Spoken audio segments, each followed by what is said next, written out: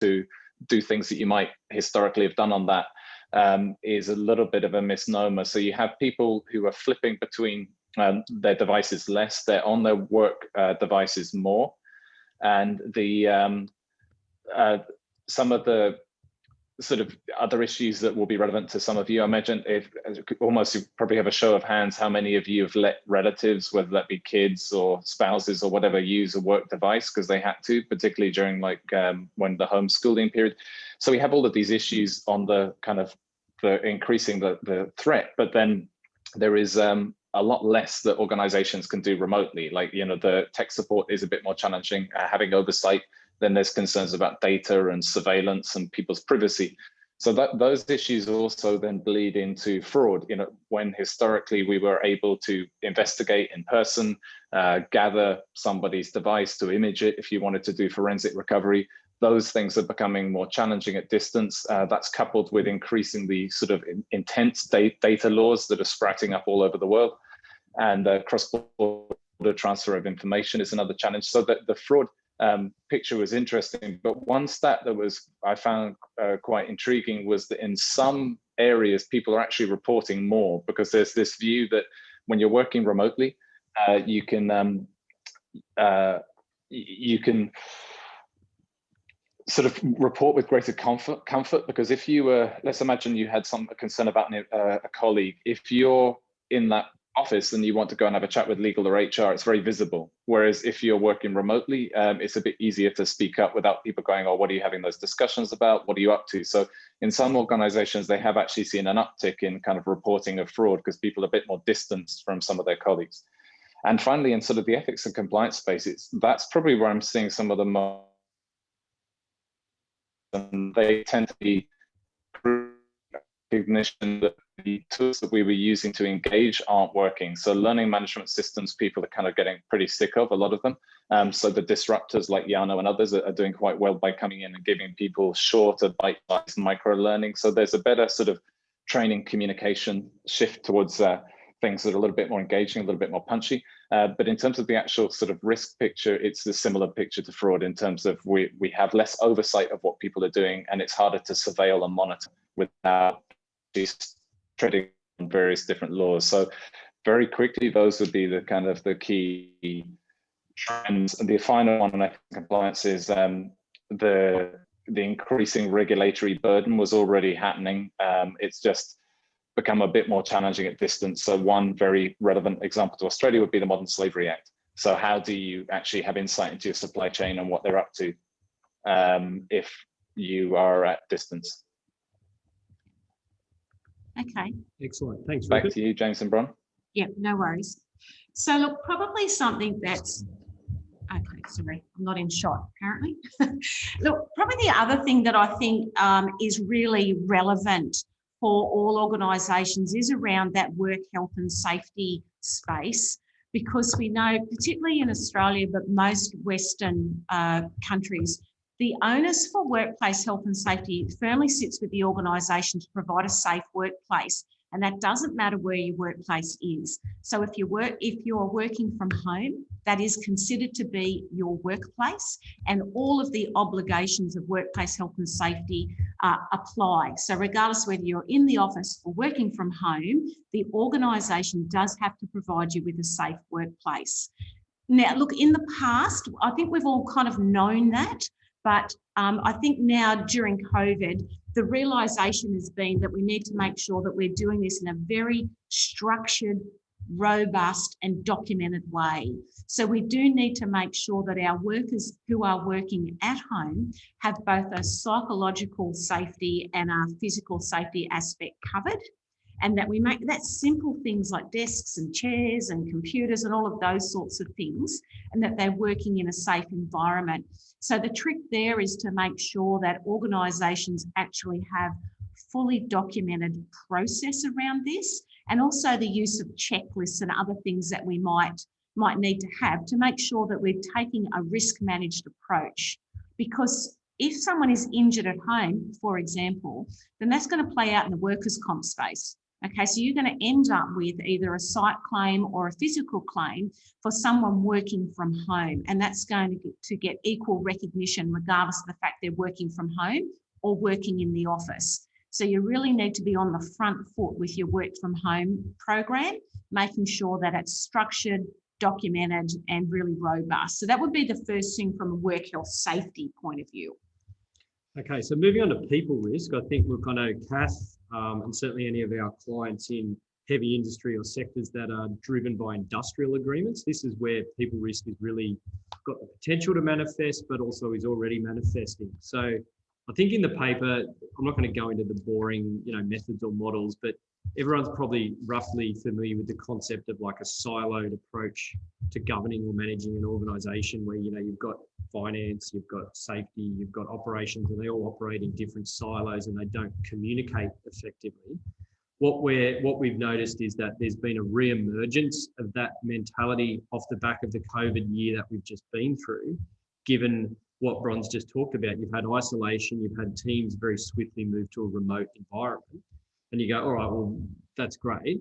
We're going to get on to how we navigate the solution to that shortly. But with that also then comes, and I know for a few of us in the room that's been particularly pertinent, this perceived inequitable access to flexible working arrangements. So I think earlier in the year, last year, our colleague Charles in Switzerland was telling us that in Spain, for example, there's been an elevation of the divide between virtually classes, because less skilled operational workers are less likely to have opportunities to work remotely given the nature of their role. Therefore, that gives them a disparity in accessing flexible working arrangements or hybrid working arrangements. And then that continues to just escalate and drive that, let's call it that inequality gap further. So that also then manifests in industrial agreements in terms of trying to navigate access to who gets flexible working arrangements, what they look like, how often they are, whether you've got A teams, B teams, all that sort of stuff. That's essentially how we're seeing that manifest around people risk. And then I think off the back of that, as our great buddy and colleague Friska always says, that ultimately means that if organisations fail to capture all of that and put it through a proper change process, it's ultimately going to, bottom line, result in elevated exposure for the organisation around all of those collective people issues. So yeah, back to you. Okay, so what we actually did was then in the paper, we came up with what we thought were the 5 key steps that organisations needed to make sure that they undertook to ensure that they were addressing, I guess, and managing and taking a risk-managed approach to all of this. So the first one was around making sure that you embrace and embed flexible working practices into your organisation, supported with formal policies and procedures and processes to do so. We need to make sure that we have a proper change management program. Change is something that does need to be structured, needs to be leader-led.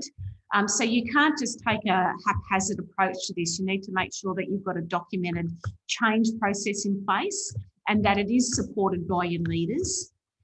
You need to make sure that you implement and formalise and monitor your cyber security program, and, because that's one of the things that Rupert talked about in terms of the use or the potential for private devices to let in cybersecurity issues and threats into your organisation, and just how are you doing that? And making sure that your team members understand what they need to do to manage cybersecurity. I mean, anecdotally, I don't know about you guys, but cybersecurity is something that is just ramping up in 2021. And I'm sure anyone who's doing insurance right now will see the amount of effort and investigation that's going into cybersecurity programs. It's one of those escalating threats that's not going to go away. So make sure that you've got your program in place and that you monitor it, that you review your compliance program, have a look at all your risk controls that you've got in place and make sure they're working as intended, but also making sure that you manage your reputational risk. So all of these things are all going to feed into how your organisation is perceived by others and by workers. So managing your reputational risk for this is going to be really important as well. And you know that it takes one small cybersecurity issue or one small report of something else going wrong in the people space or industrial relations space, the next thing you know, you have got a reputational risk issue on your hands. So all of these things will all play into that space. So if you have a look at on this page 22 of the paper, we put forward 5 key steps that your organisation can undertake to make sure that you're addressing all of these emerging risks. And I think, look, we don't need to labour the psychological aspect, but there is also a psychosocial risk category that we've covered off in discussion as well. I think, look, that goes without saying, and it links to all of the other categories of risk in the organisation. And again, failure to recognise that and respond through preventative or reactive management is going to leave you at risk of losing competitive advantage to those that do, or those organisations that do. So Rupert, just was there anything you wanted to cover off on the ethics piece? Because we're conscious of we wanted to go to open discussion. We've just got a couple of other things to cover. So I'll hand it back to you, Rupert. Yeah, no, I think it's pretty well covered. The only thing to just add in terms of the point Bronwyn was making about the regulation versus reputation is that's a very organizational specific discussion that people are going to have because depending bluntly on your stakeholders, so whether that be your customers, or your B2B, B2C, the sort of demographics of your employees, those factors are all starting to come into play a lot more when people are trying to work out, well, what sort of organization do we want to be? And it's a much more of a kind of a sort of a cultural conversation than maybe 10 years ago, where it was, we just want to comply with the law. Now it's, okay, like modern slavery is a great example. It's not yet been enforced, but nobody wants to be the one on the front page of the newspaper for violating it. So in some senses, the reputational risk is much more acutely felt by people than the regulatory one. And that's a big sort of shift, people being obsessed about, like, they're now being recognized. It's actually the share price, reputation, brand damage, loss of key talent. Those are the realities of getting it wrong. It's not just about fines and legal consequences. Yeah. Okay. So yeah, so look, we've talked about a lot of different categories of risk. What can you do about it?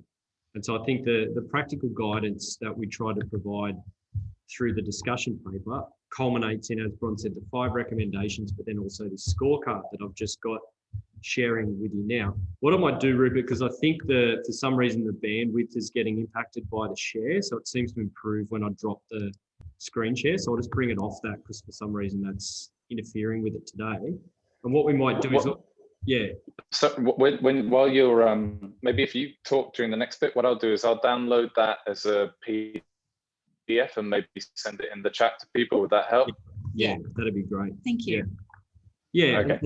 And so look, what can you practically do to respond as an organisation? So we're saying the first step would be to go through the process of completing the scorecard, and then that will help guide, let's call it a change program that'll certainly help inform an organisational position that you can use to work forward from there. So that's on page 23 of the discussion paper.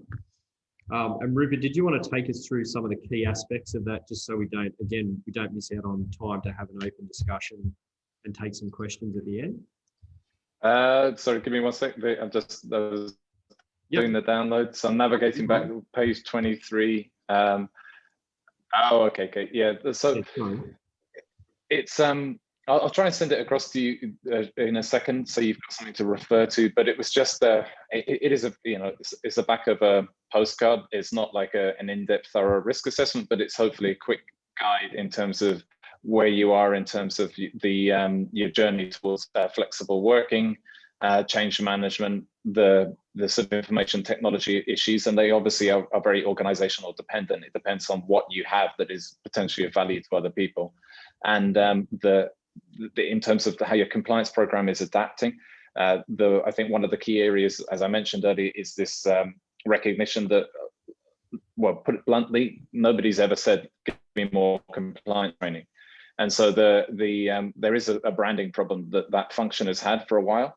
And one of the ways to address it is to learn lessons from other disciplines like marketing, like sales, about engagement, about storytelling, about triggers and emotions, and trying to sort of, there's a very sort of significant recognition that just your once and done LMS training and getting people to sign off a code of conduct and telling them to read a 50-page document, that doesn't work anymore. You have to socialize it and ingrain it through values in the business. So where are you on that journey? And then a sort of a calibration of your reputational risk. So for in an organization that's maybe supply services to mining is going to be very different to a frontline retail store. So it's understanding where you sit on that continuum. Yeah. But I think it's ultimately trying to walk you to the conclusion that, as we've said a number of times now, that organisations that don't respond to, ultimately, really, it's a hybrid or more flexible working arrangements based model. Ultimately, they're going to not be able to retain or, I guess, even attract in the first place skilled staff. And then they're also going to open themselves to all these kind of downstream risk issues, whether they be related to this perceived inequality, to this widening gap of inequality between operational versus, let's call it, managerial staff. And it's not in anyone's best interest to, start creating class divides back in businesses that have historically moved towards these flat structures and very, let's call it, collaborative outcome-based models of operation. And again, COVID's challenged us by putting us in a position where that might re-emerge through this concept of a new silo mentality and a number of other different ways. And so, look, I would say if you can take the time to review the paper and have a look at the scorecard as relevant to your organisation, that's a great way to start that journey, to at least see where you are now and where you'd like to get to in terms of your response. So, Bron, did you want to add anything? Because I think it'd be good to go to open discussion. Yeah, no, I'm actually really keen to hear from the participants on this call, and just to understand, I guess, from your guys' perspective, what is it that you're seeing play out in the risk space that's impacting you in your workplace? And what are you doing? Because I'm keen to get some sharing going on, because I usually, when it comes to these sorts of things, there's some great ideas out there, and I'm keen for the whole group to kind of discuss and share their ideas about what they're doing in their workplaces. No one comes forward, I'm going to have to hot seat someone. I can make a comment. Go for it, Dave. Just before COVID, we came back from overseas, and I got hit a lot as we went into COVID and lockdown and stuff with credit card fraud. Had to cancel cards a lot. Yeah. And even the business side as well. And just before that, we got a client got hacked, and inadvertently we paid some money to the wrong person. So I've probably funded some operations somewhere. Invoice fraud, is that what you talk? I think that's what you talk. No, it was through emails. There was a loophole in their email. They sent me their bank details, and I paid on that. So I've got a policy in place now that we always ring up someone, check their BSB and account number if it's a new one before we pay. Yeah. But what I've come across, I'm doing some cyber security, a review on our business network at the moment. And what I didn't know is that there is some software that these IT guys can put on our staff mobile phones that covers, because we're reading our emails and accessing work on personal devices like a mobile phone, that they can put software and 24/7 monitor it. So I'm looking into that. It's really quite affordable. It's not expensive. Yeah. But there's just another layer of security. Instead of having like 2 mobile phone devices and one for work, one for personal, we can put some software on that covers fraud and cybersecurity. Yeah, because there is that real blurring of the lines, isn't there, between personal gadgets and work gadgets? And most people want to reduce laptops, phones, iPads, and all the gadgets they've got, so they tend to centralise. But as Rupert was saying before, then you can't guarantee from a work perspective what people have got on their personal gadgets as well. It's a really tricky space, isn't it? Yeah, and then you think to follow that to its logical conclusion, there's all these key vault, password vault type apps as well. But then I think a number of them have been hit in the last 12 months from memory. I think there was one that was supposedly secure. And that would include WhatsApp, wouldn't it, as well, Rupert? Because hasn't that been compromised previously in the last 12 months? Yeah, I mean, I think you'd struggle to find something that hasn't been a bit compromised. It's just the case of the level of publication. And I think we had an incident we're managing sort of 10 days ago, which was yes, there's the issue of people using their personal devices, but there's also the issue of people, if you're spending all day on your work device, you're basically having your lunch there, etc., and then you start going on to websites you might normally on a personal device to check your footy scores or whatever it is. So it's also the use of the work device more expensive, or letting your kid use it for their home-based learning. So yeah, there's the messenger apps as well, which people are also now sticking onto their phones more because onto your device more because it's sometimes easier to type WhatsApp. So all these things do pose an increased risk, but as I think David was saying, the challenge, the overwhelming majority of cyber attacks, what people still need to remember is that it's a human issue. In that sort of at least 2/3 of the time, it's somebody clicking something, downloading something, actively doing something. So that the solution is education. It's not solely about having like Fort Knox style firewalls and that kind of stuff. So I think that the cyber area is getting a lot more funding on the education side, from what I can see. Yeah, okay. So I'm keen to understand, has anyone in their organisation, has anyone come out with a changed, updated or more robust kind of cyber procedure or document or requirements or training or anything, now that we're seeing this? Is anyone had anything like that in their workplace? Yeah, I mean, even say Kath or Tennille, given that you're in those sort of heavy industry spaces, have you guys changed, or have you all gone on to dongle style VPN logins or things like that, or you're already on them already, or what's the story been for you guys? No, nothing. We've got none of that. Yeah. So we're reliant on people, I guess, using their home internet. Okay.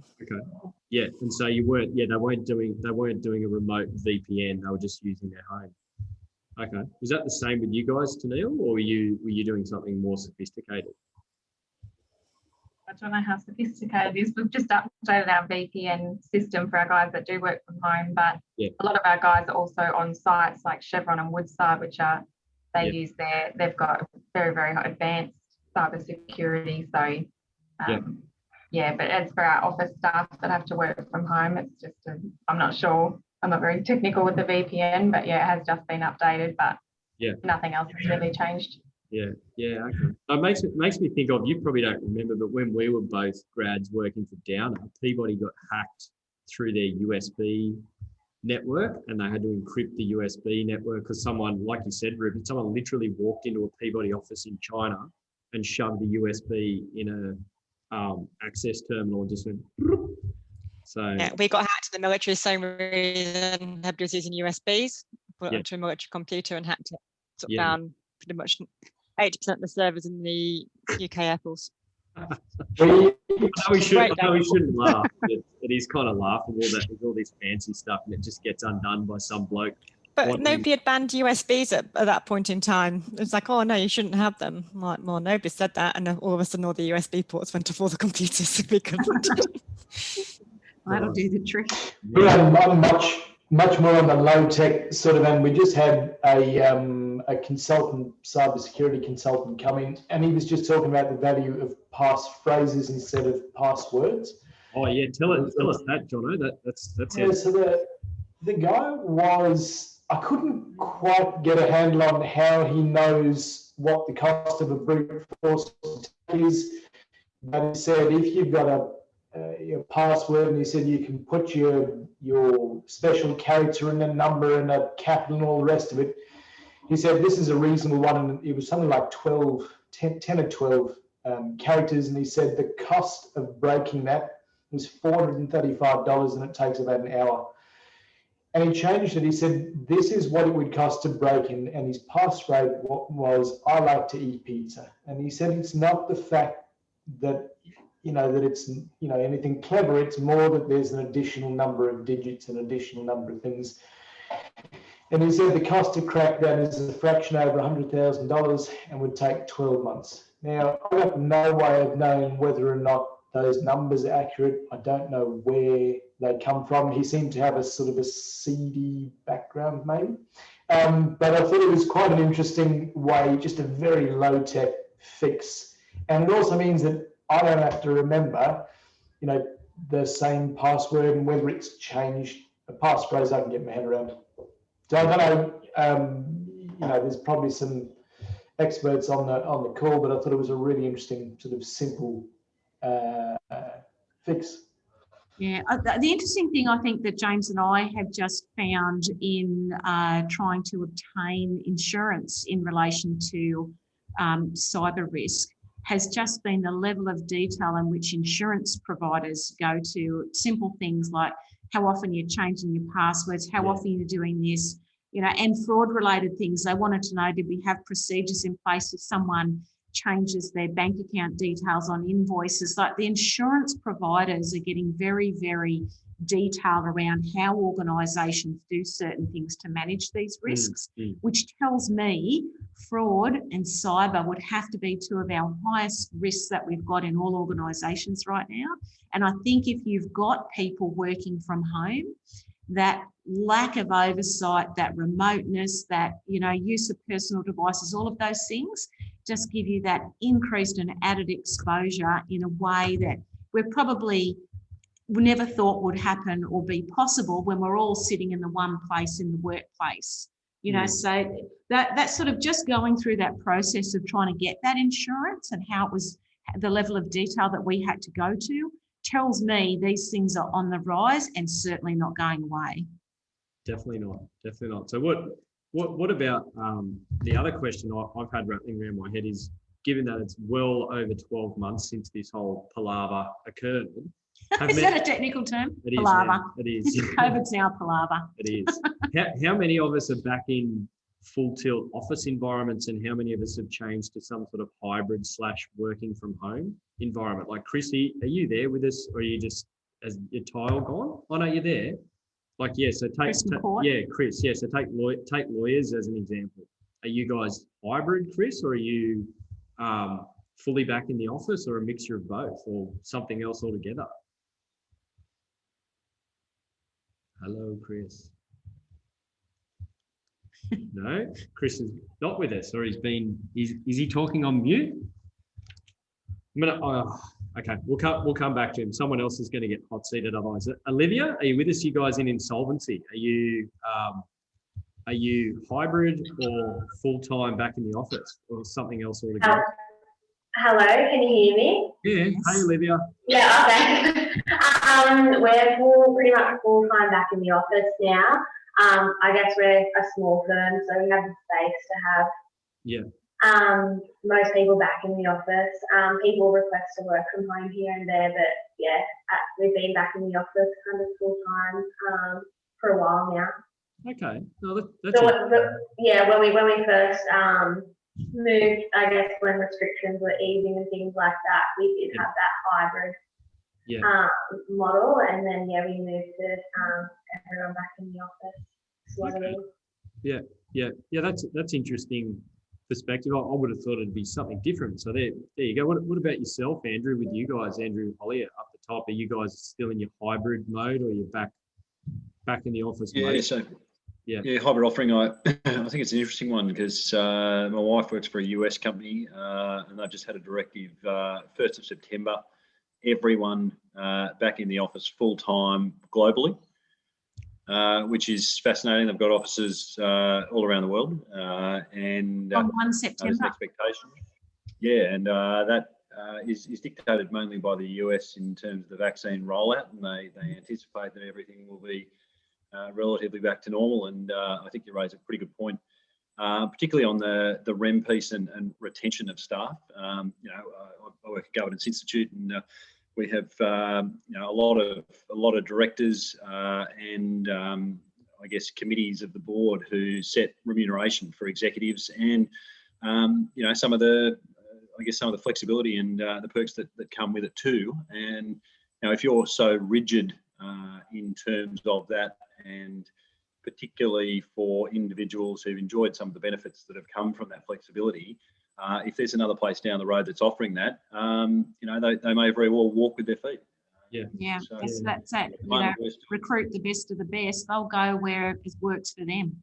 And I think, we could be, it's easy to be critical of millennials. I mean, some of us are millennials anyway, of different generations, but it's easy to be critical of them. But I think the proportion of them in the workforce is just escalating year on year. And to them, I think we've seen all this research that they adjusted, not seamlessly, but they adjusted a lot more easily than older generations to this mode of work. And I think the majority of them, at least that we interact with in our space, have got some expectation now that if I go for a new job, that flexibility isn't you're so privileged you can work this way. It's an expectation that will decide whether I take that job based on how flexible they'll be in the way I deliver my work. Mm. So. And I think that's that competitive advantage that we talk about in the paper, is that the organisations that can do this and do this well will have that competitive advantage over others.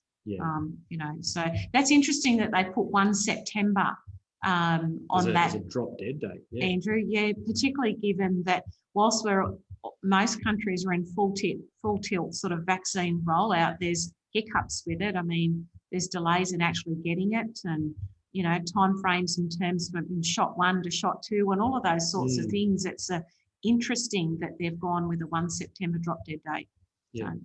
Fascinating. I think it's relatively optimistic, but time will tell. Yeah. Wow. Okay, well, so it'd be great to hear. We've done well time-wise this time because we've constructed it and kept it quite rigid. But is there other issues, or for those of us that may have had more time to digest the paper, is there other questions front of mind or other issues that you guys are seeing within your workplaces that align to the things we've identified? Because I guess we tried to there's a lot of speculation in this area, but so you'll see we try to just keep it to what was actually identifiable through evidence rather than just what, certainly there's nothing in there that like news.com.au trended as a headline in that day, because that would border on fake news at the best of times anyway. But yeah, what other issues, if any, are we seeing that might align to that? Is Chris back with us yet? Or Daniel, are you there with us? Was there something from the healthcare sector you wanted to throw in the mix in terms of you guys being at the front end of the spear? What is it? The tip of the spear? Yeah. No, are you with us, Dan? He might be a bit glitchy or drops out. If he comes back, you're there. You with us, Daniel? Yeah. Yeah. So what was going on in your sector, and does that align to what we've seen in the paper? So I guess we had a very different experience, as in obviously we had frontline services. I worked for Surf Life Saving Queensland. Yep. And so we had frontline services where we were doing beach patrols, and we went down to basically a skeleton patrol model, but also for our command centres and control centres, we had people that had to go in there and be present on the radio network, the government radio network. We form part of the government radio network for emergency services and things like that. But also, a lot of us were in the office simply because of our roles made it difficult to work from home. But we certainly are in a hybrid model right now, and there is no real organisational perspective at present about moving to asking people to come back full time. We do have 6-month agreements in place around that. Okay. But also too, in regards to the vaccine rollout, we've been offered, we are part of 1B because we do provide frontline services, and obviously, may be asked to provide emergency services such as life-saving services for people on the beach. Yep. And so that exposes our staff obviously to potential contact with people that have had the virus. Obviously, being beaches, it also expose potential contact with the virus that come from overseas to go to the beach. And certainly at one of our sporting events, we did have an outbreak where a person did attend with COVID. So and our actual response was quite significant. And fortunately, we didn't have any further infection from that event. But so ours is a hybrid model at present. So people can choose to take the opportunity to have a flexible work arrangement.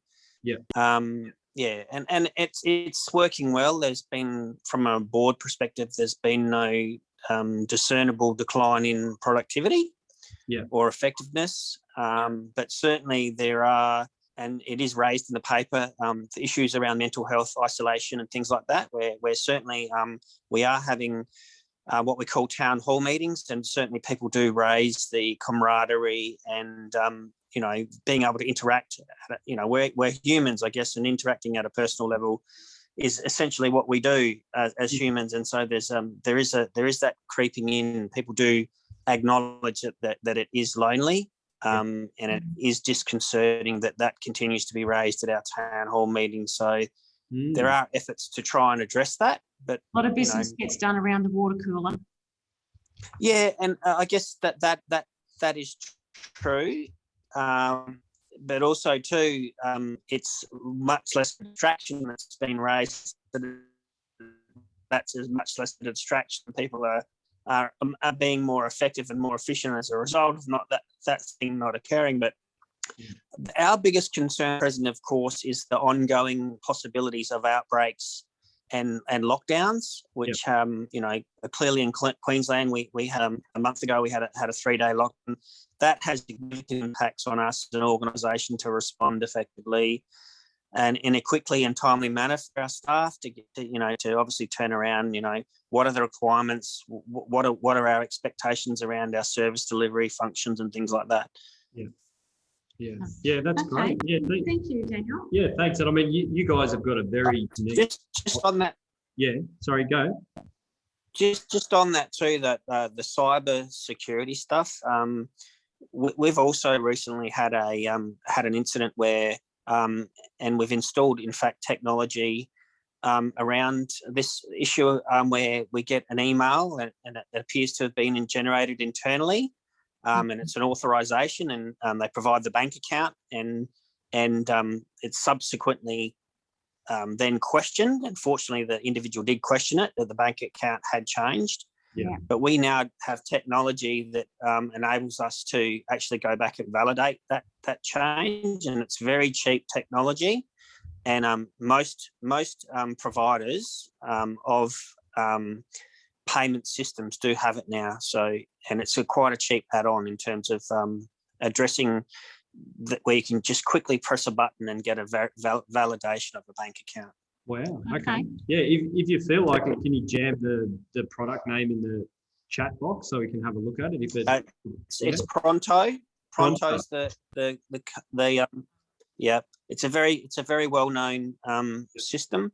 But look, invariably it just takes a question of your provider, and most of them, I understand now, do provide that service because it is essential, because most fraud now is again, it's a human error one, where it is generated, where it's an email generated, and it appears to be generated internally, but someone's hacked your system and is pretending to be, say, a general manager or an individual saying, please authorize this payment. And okay. No, great insight, Daniel. And I think you guys are unique in terms of having that volunteer, huge volunteer, like, let's call it workforce for want of a better term, and at the same time a professional.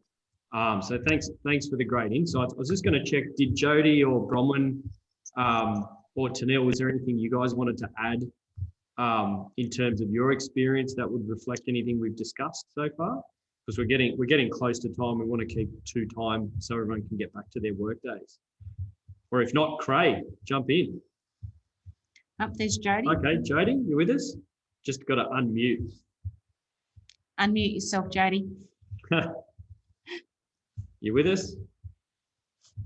Oh, hang on. Unmute. Bronwyn, would you be able to message Jodie? I think she can't hear that she's muted herself. Can you unmute? Yeah, I'm manually unmuting. Okay, ask to unmute. There we go. We've asked. There you go. Muted yet? Yep. There you go. Now we can hear you. That looked like a really informative discussion you were having then, Jodie, I'm going to say. Can you just repeat it all? Yeah, no, not at all. Yeah, so continue. So what was the perspective that you guys have got in OcuHealth? Test. Yep, yeah, yep, we're with good. you. You're good. I can't hear anything. I can't hear you. Oh, right, okay. Goodness, you're good. You're good at our end. Is everyone else is a good? Or Bronwyn, did you want to jump in until Jodie unglitches? No, she's got the same issue. Or Tennille? All right. Oh, I can hear you. Oh, Right. And unmuting myself, I managed to not hear you guys. Oh, right. Okay. Sorry about that. That's okay. I was saying that I missed the last 10, 15 minutes. I was on a telephone call, but the areas that you've talked about are all areas that we've identified we need to do some work in. And we've been having conversations with our IT guys about the cybersecurity type things as well. So yeah, it was very interesting to see what people had to say. Okay.